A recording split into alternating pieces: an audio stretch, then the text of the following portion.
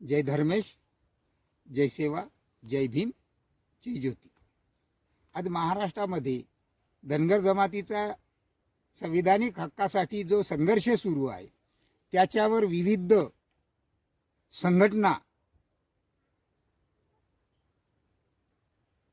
जोमानं आक्षेप घेत आहे का बा हे धनगर हे क्रॅट एरिया पूर्ण करू शकत नाही. आता मला तुम्ही सांगा, त्या अनुसूचित जनजातीच्या कॅटेगरीमध्ये एकूण पूर्वी 47 जमाती होत्या आणि त्या जमाती ब्रिटिशाच्या काळापासून आलेल्या आहे आणि त्या 47 जमातीमध्ये 2002ला त्या 2 जमाती कमी करून 45 जमाती त्या वाट्याचा वाटेकरी आहे आणि या 45 जमातीचा संबंध जनजमीन जंगलशी आहेत का? मग आहे तर मग त्यांचा वाटा त्यांना मिळत का नाही आणि मिळवण्यासाठी त्यांना एवढा मोठा संघर्ष का करावा लागतो, यावर आपण आज विश्लेषण करू. आपण धनगराचं बघू, त्यांचं जीवन जनजमीन जंगलशी कसं निगडीत आहे. आता धनगर पूर्वी शेळ्या मेंढ्या घेऊन हे काही गावात राहायचे नाही, कारण गावामध्ये त्यांचा काही चारा नव्हता, तर त्यांनी जंगलात राहायचे आणि जंगलातच त्यांनी दिवसभर आपल्या शेळ्या मेंढ्या चारायचे आणि संध्याकाळच्या पायरी जंगलाच्या एका कडेला ज्या ठिकाणी आमचे कोया बांधव आणि ज्या ठिकाणी आमचे भिल्ल बांधव राहायचे त्यांच्या बाजूला ते येऊन थांबायचे आणि त्यांच्यासारखेच यांनी बी गोट्याचे इटोले मांडायचे, त्यांच्यासारखे स्वयंपाक बनवायचे आणि ते जेवण करायचे आणि तिथं झोपायचे. म्हणजे रात्रभर त्यांची साथ यांना, यांची साथ त्यांना, अशा प्रकारचं यांचा दिनावर गुजरत चालले होते. मग अशाच काळात एखादी दिवसभर आपण शेळ्या मेंढ्या चारून आल्याच्या नंतर तिथे रोज आपलं संध्याकाळी जेवायचे, त्यांची साथ यांना, यांची साथ यांना, असं एकमेकाचं हे करून यांनी प्रेम भावना बंधुभावासारखे हे राहत होते.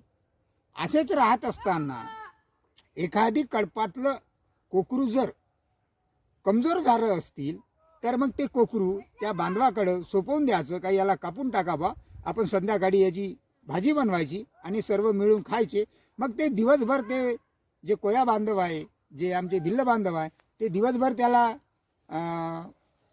बारीक करायचे आणि त्यांची ते दिवसभर शेळ्या मेंढ्या चारायला जायचे आणि ते आल्याच्या नंतर सर्व मिळून मिसळून जेवायचे, हासी खुशीत जगायचे, गाणे म्हणायचे, पारंपरिक त्यांचे गाणे म्हणायचे.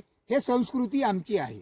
आता हे संस्कृती जर आमची आहे आणि या संस्कृतीवर जर त्याच संस्कृतीतले घुसखोरी केलेले लोक जर आक्षेप घेत असतील तर मग हे त्या कॅटेगरीशी निगडीत आहेत का, हे कुठेतरी शासन आणि प्रशासनाने याची बी चौकशी केली पाहिजे. आता माझं म्हणणं असं आहे की ज्या वेळेस जनजमीन जंगलवर हमला झाला, ब्रिटिशांनी हमला केला, या जनजमीन जंगलमधून खनिज नेण्याचा प्रयत्न केला, या जनजमीन जंगलवर कब्जा करण्याचा प्रयत्न केला, तेव्हा सर्वप्रथम धनगर पुढे का लढले, तर त्यांचा संस्कृती जनजमीन जंगलशी निगडीत होती ना. आता मला तुम्ही सांगा, ज्या काळामध्ये म्हणजे 22 जानेवारी 1760ला जे वाडीवरचं युद्ध झालं, त्या युद्धामध्ये संस्थानिक राजाला पराजित करून ते इंग्रजांनी त्या संस्थानिक राजाच्या ठिकाणी कब्जा आपला बनवला आणि तो कब्जा करून त्या जनजमीन जंगल इंग्रजांनी स्वतःच्या ताब्यात घेतली.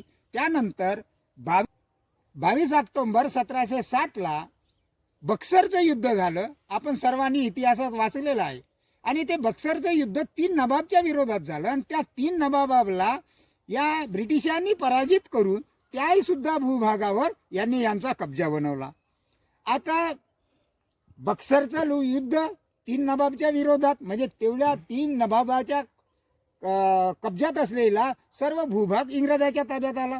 इकडं वाडीवरचं युद्ध झालं, जो भाग त्या वाडीवरच्या राजाच्या कब्जात होता तो भाग इंग्रजाच्या कब्जात आला, म्हणजे यांच्याकडं बराचसा भूभाग कब्जात आला होता. आणि तो भूभाग कब्जात आल्याच्या नंतर इंग्रजांनी काय केलं, तर 1793ला स्थायी बंदोबस्त लावला. म्हणजे त्या जमिनीवर, त्या भूभागावर लगान लावला आणि त्या लगानच्या माध्यमातून तो लगान वसूल कोण करायचा, तर जमीनदाराची नियुक्ती केली. म्हणजे जमीनदार जे आमच्यामध्ये जे गावामध्ये राहणारे जे जमीनदार होते, या जमीनदाराला स्वतः इंग्रजांनी सोबत घेतलं. म्हणजे त्यांना काही त्याच्यातलं कमिशन देऊन त्यांना ते लगान वसूल करण्याचं कार्य सोपवलं आणि त्या माध्यमातून ते लगान वसूल करत होते. त्या काळामध्ये 30 ते 40 लाख शेतकरी होते आणि त्यांचा कम से कम 30 लाख प्रौढ एवढा टॅक्स जमा व्हायचा आणि या एवढ्या मोठ्या याच्यावर इंग्रज डल्ला मारायचे. आता हे चालू असताना त्याच काळामध्ये 17 फरवरी 1792ला एक सिलाई गावामध्ये या वीर बुधू भगतचा जन्म झाला आणि ते गाव कोयल नदीच्या किनाऱ्यावर होतं. मग हा शेळ्या मेंढ्या घेऊन जंगलात जायचा आणि जंगलात जात असताना दुपारच्या वेळेला तो त्या नदीच्या किनाऱ्यावर आपल्या शेळ्या मेंढ्या घेऊन पाण्यासाठी यायचा आणि तिथंच बसून आपले जेवण करायचा.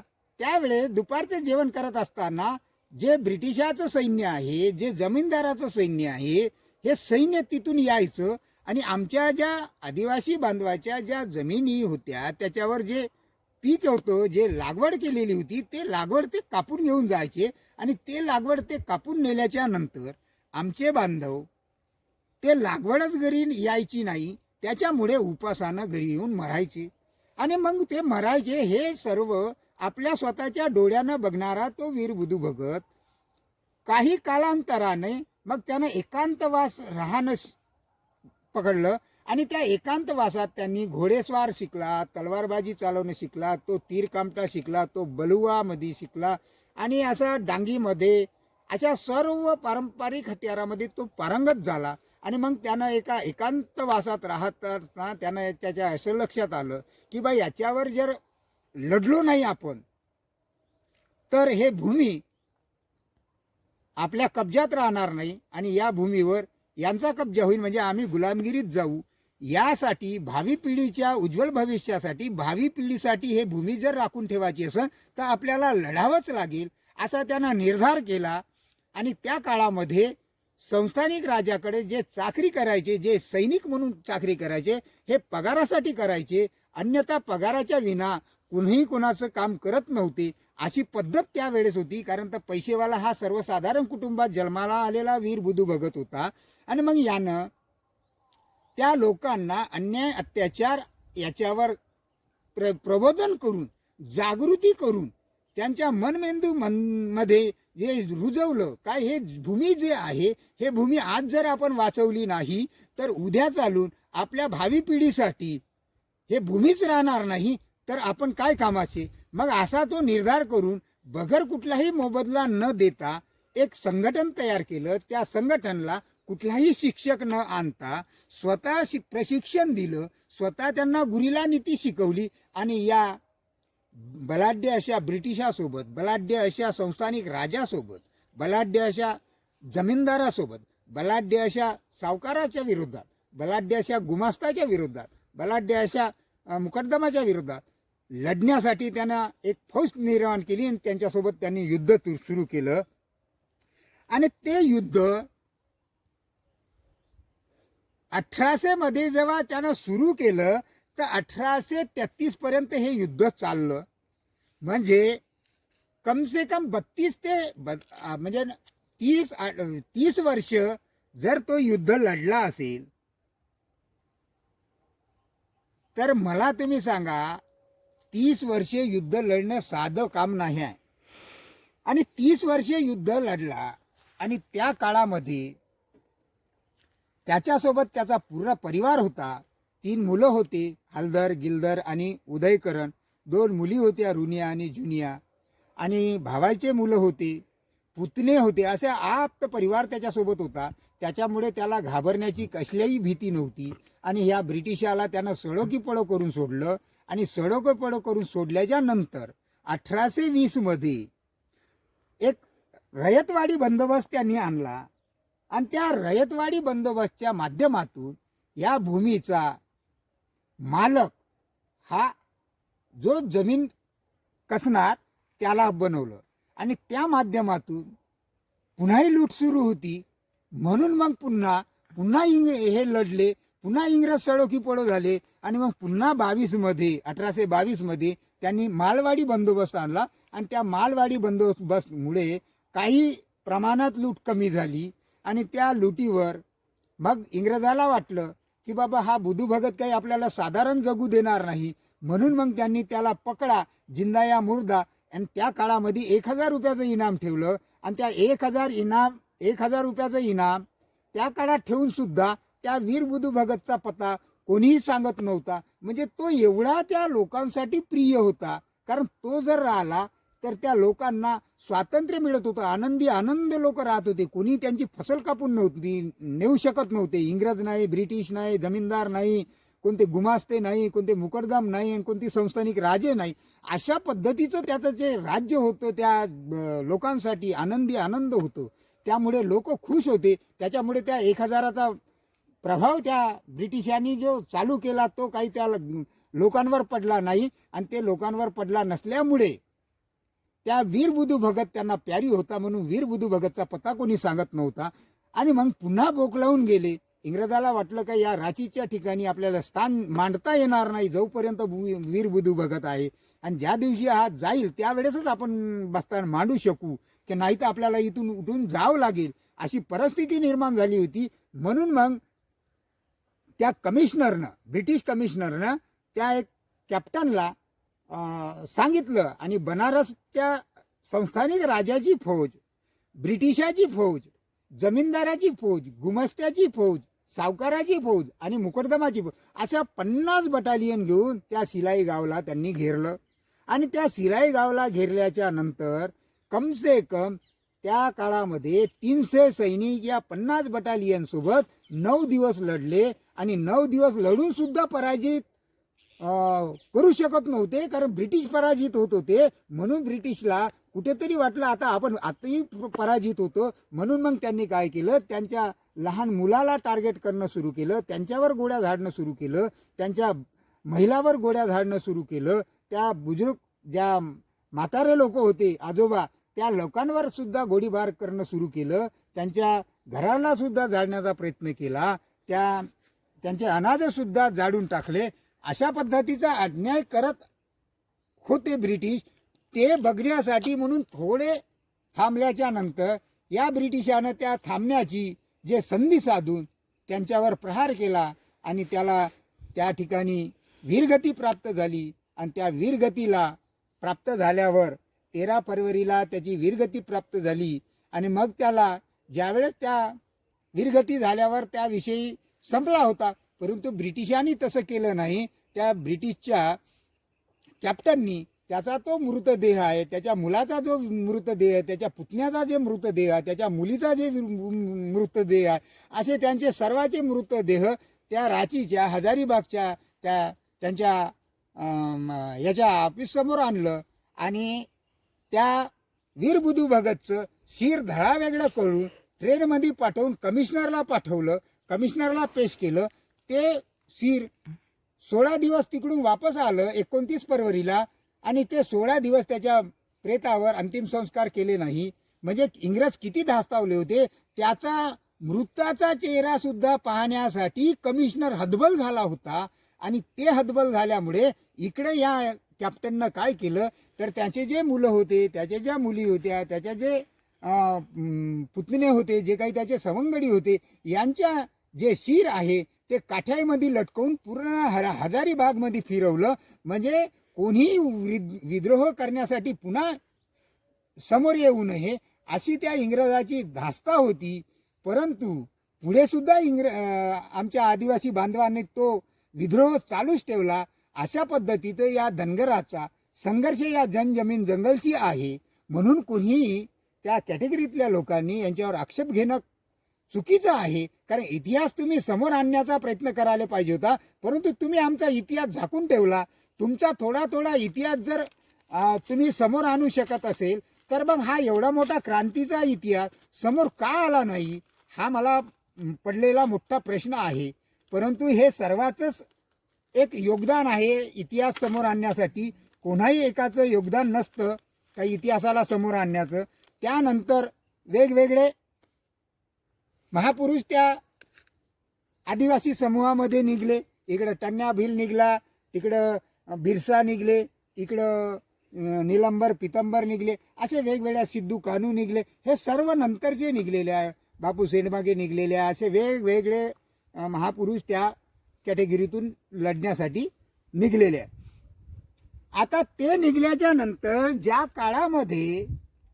काळामध्ये बिरसा 1900ला आपल्याला सोडून गेले, ज्यावेळेस त्यांच्यावर प्रहार झाला आणि त्या प्रहाराच्या माध्यमातून त्या जेलामध्ये त्यांना कैद केलं होतं. त्या जेलात कैद केल्याच्या नंतर त्यांच्यावर ब्रिटिशांनी जेलामध्येच अन्याय अत्याचार केला आणि त्यानंतर ते बिरसा आम्हाला सोडून गेले. कारण 95 ते 90 असा 5 वर्षाचा त्यांचा संघर्षाचा काळ आहे आणि त्या 5 वर्षाच्या संघर्षाच्या काळामध्ये 2.5 वर्ष त्यांचे जेलातच गेलेले आहे आणि उर्वरित 2.5 वर्ष त्यांनी संघर्ष केलेला आहे आणि त्या संघर्षाच्या नंतर ते आम्हाला सोडून गेले. त्यानंतरचा सुद्धा इतिहास आहे. काय ज्या जत्रा भगतचा 2 ऑक्टोबर 1888ला जन्म झाला, त्या जत्रा भगतनं 1903 पासून लढाई लढण्यासाठी सुरुवात केली. कारण ते इकडे बिरसा आम्हाला सोडून गेले होते आणि बिरसा गेल्याच्या नंतर ते लढाई कुठंतरी थांबली होती. म्हणून ते लढाई न थांबू देता वेगवेगळ्या प्रांतामध्ये वेगवेगळ्या गावामध्ये एक संघटन तयार करून एक नेतृत्व त्यांच्यावर सोपवून एक अशी बलाढ्य अशी फौज तयार केली आणि फौज तयार करून हे महापुरुष ज्या प्रकारे तलवारी, डांगी, बलुवा आणि पारंपरिक हत्यार घेऊन लढत होते त्याच्या विरुद्ध त्यानं लढण्याचा प्रयत्न केला. म्हणजे कुठलाही हिंसा न करता अहिंसक आणि असहयोग, म्हणजे कुठल्याही सरकारला सहयोग न करता कुठल्याही सरकारच्या मालमत्तेचा हिंसा न करता अहिंसक आणि असहयोग हे आंदोलन सुरू केलं आणि त्या आंदोलनामुळे ब्रिटिश हतबल झाले. आणि ब्रिटिश हतबल झाल्याच्या नंतर ब्रिटिशने काय केलं का टाना भगत रयत ॲग्रिकल्चर लँड रेस्टोरेंट ॲक्ट, आज भी आपल्याला याच ॲक्टच्या माध्यमातून आदिवासी समूहाच्या जमिनी परत मिळतात, घरं परत मिळतात. हा ॲक्टच त्या ताना भगतमुळे आपल्याला लागू झालेला आहे. हा त्याचा संघर्ष आहे. याचा जर परिचय बघितला तर याच्या वडिलाचं नाव आहे कोंदल भगत, त्याच्या माताचं नाव आहे लिवरी भगत, त्याच्या पत्नीचं नाव आहे बदनी भगत आणि त्याच्या पुत्राचं नाव आहे, एकाचं बुधू आहे, एकाचं सदू आहे, एकाचं सुदू आहे आणि एकाचं देशा आहे. असं 4 मुलं होते त्याला आणि 2 मुली होत्या, बिरसो आणि बुधनी. असा याचा परिवार होता या जत्रा भगतचा. मग एवढा सारा परिवार, एवढा सारा त्याग या जनजमीन जंगलसाठी जर त्या व्यक्तीनं केला असेल आणि 1908ला हा रेग्युलेटर ॲक्ट जो रेस्टोरंट ॲक्ट लागू झाला आणि त्या ॲक्टच्या माध्यमातून आम्हाला आमचे अधिकार मिळाले, म्हणजे आमच्या जमिनी आम्हाला परत मिळाल्या. आजही 2446 हेक्टर जमीन जत्रा भगतची वापस मिळालेली नाही. 400 त्या रांचीच्या विविध प्रांतातल्या कोर्टामध्ये 400 ठिकाणी त्याच्या केसेस चालू आहे. या टाना भगतच्या ज्या समूहातल्या लोकांच्या जमिनी आजही काही ठिकाणी मिळालेल्या नाही परत. म्हणजे आम्ही आजही स्वातंत्र्य भारतात आहो का, हा प्रश्न आम्हाला आदिवासी समूहातल्या लोकांना पडायला पाहिजे. परंतु आज रोजी आम्ही आमच्या न्याय हक्कासाठी न लढता आमच्यातच हे जे लोकप्रतिनिधी आमच्यामध्ये जे लढाई चालू करून दिली आहे, हे लढाईला आम्ही पुढे घेऊन चाललो. परंतु आम्ही आमचा शत्रू कोण आहे, आमच्यावर अन्याय कोण करत आहे, हे आम्ही कुठेतरी बघितलं नाही. म्हणून माझं या आदिवासी समूहातल्या सर्व बांधवाला कडकडीची विनंती आहे की बा आमचा शत्रू कोण आहे, आमच्यावर अन्याय कोण करतात, अत्याचार कोण करतात, याच्यावर तुम्ही जागृत राहिलं पाहिजे. परंतु आपल्याच बांधवाच्या विरोधात आपण कुठेतरी बोलू. अरे या भारताला संविधान दिलेलं आहे आणि त्या संविधानाच्या माध्यमातून सर्वाला त्याचे वाटे मिळतात. मग त्याला जर संविधानिक हक्क असेल तर तो मिळो नाही का. अशी तुमची भावना आहे का आदिवासी समूहातल्या लोकांची?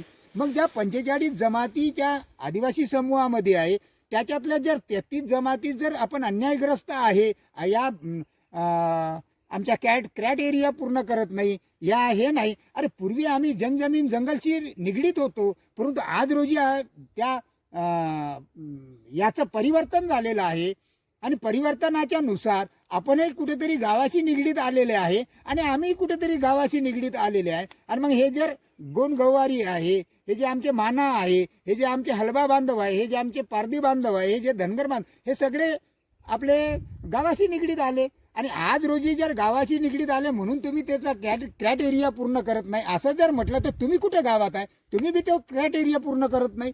मग असा जर आक्षेप झाला तर कोणीही क्रॅट एरिया पूर्ण करणार नाही. म्हणून कुठेतरी त्या समूहाला जोपर्यंत जात आहे तोपर्यंत ते प्रतिनिधित्व मिळालेलं आहे. ते प्रतिनिधित्व त्यांना संविधानाने दिलेलं आहे आणि संविधानाला जर विरोध करणारे असतील तर ते गुन्हेगार प्रवृत्तीचे आहे किंवा देशद्रोही आहे असं ते समजल्या जाईल. म्हणून माझं म्हणणं आहे का आपल्याच बांधवाला आपण विरोध करण्यापेक्षा आपण आपला शत्रू कोण आहे, आमच्यावर अन्याय कोण करतो, आमचा वाटा आम्हाला मिळतो का? मग या जर 12 जाती उर्वरित राहिल्या असतील, मग या 12 जातीपैकी काही जाती त्याच्यातला क्रॅट एरिया पूर्ण करत नाही आणि ज्या जाती क्रॅट एरिया पूर्ण करत नाही त्याच जाती या 33 जातीला विरोध करतात. अन्यथा ज्या क्रॅट एरिया पूर्ण करतो या जाती विरोध करत नाही, कारण त्यांना माहीत आहे हे आमच्याशी निगडीत आहे म्हणून. परंतु जे घुसखोरी केलेले आहे असेच लोक विरोध करतात. यांचे सगळे दस्तावेज माझ्याकडे आहे घुसखोरी करणाऱ्या जमातीचे. जर ज्याला कोणाला असं वाटत असेल तर मी त्याला ते पेश करतो. परंतु याच्यावर शासन आणि प्रशासन कुठलीही चौकशी न करता कुठेतरी या बांधवामध्ये भावाभावामध्ये तेढ निर्माण करण्याचा प्रयत्न करायचा आणि यांचे विषय सोडवायचे नाही आणि यांच्या त्या तेढ निर्माण केल्याच्या भरोश्यावर आपल्याला राजसत्ता मिळवायची, आपल्याला अंधविश्वास पैलवून आपल्याला कुठेतरी पैसा मिळवायचा, अशा माध्यमातून जे षडयंत्र हे लोकप्रतिनिधी करत आहे, जे संविधानाचे पालक म्हणून जे प्रशासकीय अधिकारी आमच्या नागरिकाची त्यांच्यावर जबाबदारी, ते सुद्धा त्या लोकप्रतिनिधीला कुठेतरी हातभार करताना दिसत आहे. आणि मग यांचं या लोकप्रतिनिधीचं आणि त्या प्रशासकीय पालकाचं कुठेतरी साठोलोटं आहे का? ह्या त्याला वाचवण्याचा प्रयत्न करतो हा त्याला. मग हे जर करत असेल तर हे अन्याय करणारे जे लोक आहे हे आम्ही लोकांनी ओळखले पाहिजे आणि जे आमचा वाटा आहे तो यांच्यापासून आम्ही हिसकून आणला पाहिजे आणि आमचे सगळ्या बांधवाला आम्ही ते वाटून खाल्ला पाहिजे. कारण तर आमच्या 45 ज्या जमाती आहे अनुसूचित जनजातीमध्ये त्या 45 जनजातीसाठी डॉक्टर बाबासाहेब आंबेडकरांनी संविधानात एक भाकर दिलेली आहे आणि त्या भाकरीवर सर्वांचा अधिकार आहे, कोणाही एका जमातीचा अधिकार नाही. म्हणून तो जो सर्व लोकांचा अधिकार आहे तो सर्वांना थोडा थोडा मिळाला पाहिजे. ही भावना आपण जर ठेवून जर कार्य केलं तर आपल्यामध्ये कुठेही दुही निर्माण होणार नाही आणि जे लोकप्रतिनिधी आहे, जे प्रशासन आहे, जे आमच्यावर अन्याय अत्याचार करतो, आमचा वाटा खातो, त्याच्यावर आपण कुठेतरी सर्व एकत्र येऊन कुठेतरी लढाई लढली पाहिजे. परंतु अशी परिस्थिती आज रोजी दिसत नाही. कुठेतरी दुही निर्माण करण्याचं काम करत आहे. आज धनगर जमातीचा इतिहास तुमच्याजवळ, त्यांची संस्कृती थोडक्यामध्ये मी तुमच्यासमोर मांडलेली आहे. ज्याला कोणाला आक्षेप येत असेल त्याने मला फोन करावा आणि याच्यावर आपण पुन्हा डिस्कस करू. जर म्हणत असाल तर ज्या ठिकाणी म्हणाल त्या ठिकाणी आपण बसू आणि याच्यावर आपण डिस्कस करू. कारण जेवढे बी महापुरुष होऊन गेले हे वीर बुधू भगतच्या नंतर होऊन गेले. म्हणून या भारताला पहिलं संघटन निर्माण करण्याची प्रेरणा देणारा आणि अन्यायाच्या विरोधात आणि हे भूमीला वाचवण्याच्या विरोधात भविष्याच्या पिढीसाठी विचार करून जर पहिलं संघटन तयार करणारा असेल तर या वीर बुधू भगत आहे, या धनगर पुत्र आहे, याचा जर त्याग एवढा मोठा असतील तर मग त्याच्याच वंशजाला आपण आज विरोध करणं हे योग्य आहे का? मग आता मला सांगा, महाराष्ट्रात जे आलेले आहे तर आपणच आपल्या निवेदनातून म्हणतात का धनगड आणि धनगड हे बिहारमध्ये आहे, ओरिसामध्ये आहे, मध्य प्रदेशमध्ये आहे आणि उत्तर प्रदेश आहे. हे आपल्याच निवेदनातून तुम्ही सरकारला जे लोकप्रतिनिधीला कळवता, मग मला तुम्ही सांगा, महाराष्ट्र निर्माण व्हायच्या पहिलं हे जे सीपीएन बेरारमध्ये होते, हे जर आज विदर्भामध्ये जे काय काही जिल्हे आहे हे मध्य प्रदेशातून आलेले आहे, म्हणजे हे त्यांच्यातलेच आलेले आहे, हे कुठे विसरता कामा नये. म्हणून माझं तुम्हाला सांगणं आहे, कुठेही आमचा किचकटीचा विषय नाही. ज्याला पाहिजे त्या त्या भाषेमध्ये आम्ही उत्तर देऊ शकतो, परंतु हे मुळात जे लोकप्रतिनिधी आहे हे आम्हाला लढवण्याचा प्रयत्न करत आहे. आणि कुठेतरी आपण लढण्यासाठी एकामेकासोबत लढण्यामध्ये आपली खुर्ची चालली जात आहे, आमचे हक्क अधिकार चालले जात आहे, आमचा वाटा चालला जात आहे, आणि त्या वाट्याच्या बुरशीवर हे कुठेतरी मजा मारत आहे. म्हणून कुठेतरी आमच्यावर अन्याय करणाऱ्याला ओळखलं पाहिजे आणि आमच्या बांधवासाठी आम्ही साथ सहयोग केला पाहिजे. ही भावना ठेवून माझ्या सर्व आदिवासी कॅटेगरीतल्या बांधवांनी, जे जे असतील, गवारी असतील, माना असतील, हलबा असतील, हे सर्व पारधी असतील, जे गोंड बांधव असतील, भिल्ल बांधव असतील, हे सर्व आमचेच आहे. आणि मग हे आमचाच हा जर समूह आहे, एवढ्या मोठ्या बलाढ्य आम्ही इंग्रजाला या भूमीतून पळवू शकतो, तर मग आम्ही या जे आमच्यावर अन्याय करणारे लोकप्रतिनिधी आहे, जे आमच्यावर अन्याय करणारा जो प्रशासकीय वर्ग आहे, ज्याला आमच्यासाठी बसवलेला आहे त्या ठिकाणी, तो जर आमचा वाटा देण्यासाठी जर तिथं आमच्या वाट्यावर जर गदा आणत असते, तर त्याला सुद्धा हाकलून लावण्याची आपल्यामध्ये ताकद आहे. पण सर्वप्रथम आपण एकत्र आलो पाहिजे, ही भावना ठेवा. आपापले हक्काधिकार आपल्याला मिळाले पाहिजे, एवढीच तुमच्याकडून आशा करतो. का या व्हिडिओ जेवढा जास्तीत जास्त लोकांपर्यंत आहे ते पोचवा. आणि आपली संस्कृती मिळती जुळती आहे, सर्वाची एकच आहे. आज कालांतरानं प्रगतीच्या नुसार आणि ज्या दिनचर्येच्या नुसार, ज्या सायंटिफिकच्या नुसार, मानवशास्त्राच्या नुसार आपली आपापली प्रगती झालेली आहे. आपण थोडेसे वेगळ्या जीवन जगत होते, आज आपण वेगळे जीवन जगत आहोत. म्हणून ही सर्वच जमातीची प्रगती झालेली आहे. जे पूर्वी जे जंगलात राहत होते, आज कोणीही जंगलात राहत नाही, ही परिस्थिती आज आपली आहे. म्हणून कुठेही ह्या आक्षेप घेण्यामध्ये तथ्य राहिलेलं नाही. आणि माझे जे घुसखोरी केलेले जे आदिवासी बांधव आहे त्या कॅट एरियामध्ये, ते जे आम्हाला आज विरोध करताय, तर सर्वप्रथम शासनाने आणि प्रशासनाने त्यांचीच चौकशी करावी. का याच्यामध्ये कोणत्या कॅटेगरीचे लोक जास्त विरोध करतात, याचं चौकशी करू. तो जो कोईल चौकशी करा, हेच ते क्रायटेरिया पूर्ण करतात का? आणि हे चौकशी करून जे सत्य आहे ते समाजासमोर मांडा, म्हणजे आम्हाला माहीत पडेल का आम्हाला भावाभावात लढवणारे कोण होते. आणि त्यानुसार आम्ही आमच्यामध्ये प्रेम भावना निर्माण करून आम्ही सगळे एकीचे एक होऊ आणि या भूमीवर पूर्वीसारखंच राज्य करू. एवढीच तुमच्याकडून आशा आणि अपेक्षा करतो. हा व्हिडिओ जास्तीत जास्त पोहोचवण्याचा प्रयत्न करा लोकांपर्यंत. याला सबस्क्राईब करा, म्हणजे नवीन नवीन माहिती तुमच्यापर्यंत पोहोचेल. एवढीच तुमच्याकडून अपेक्षा करतो.